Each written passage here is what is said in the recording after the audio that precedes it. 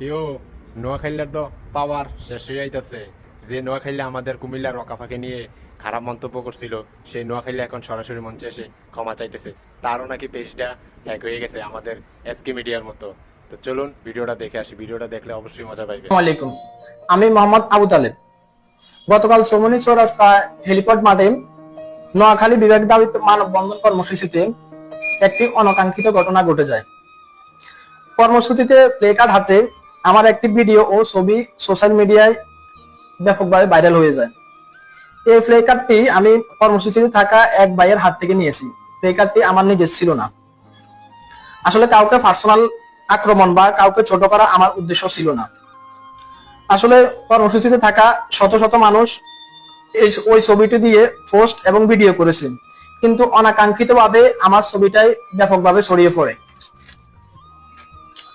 যে কোনো আন্দোলনে এমন অনাকাঙ্ক্ষিত ঘটনা ঘটে যায়, আর আমার এমন অনাকাঙ্ক্ষিত ঘটনার জন্য আমি লজ্জিত এবং সবার কাছে ক্ষমা প্রার্থী।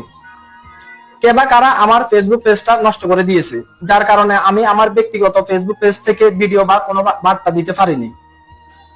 আরেকটা ব্যাপার হচ্ছে, আসলে ভুল মানুষই করে। আমি একজন মানুষ, আমি ভুলের ঊর্ধ্বে না।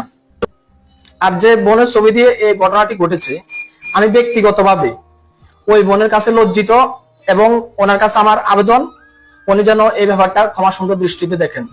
ধন্যবাদ, সবাই ভালো থাকবেন। আসসালামু আলাইকুম।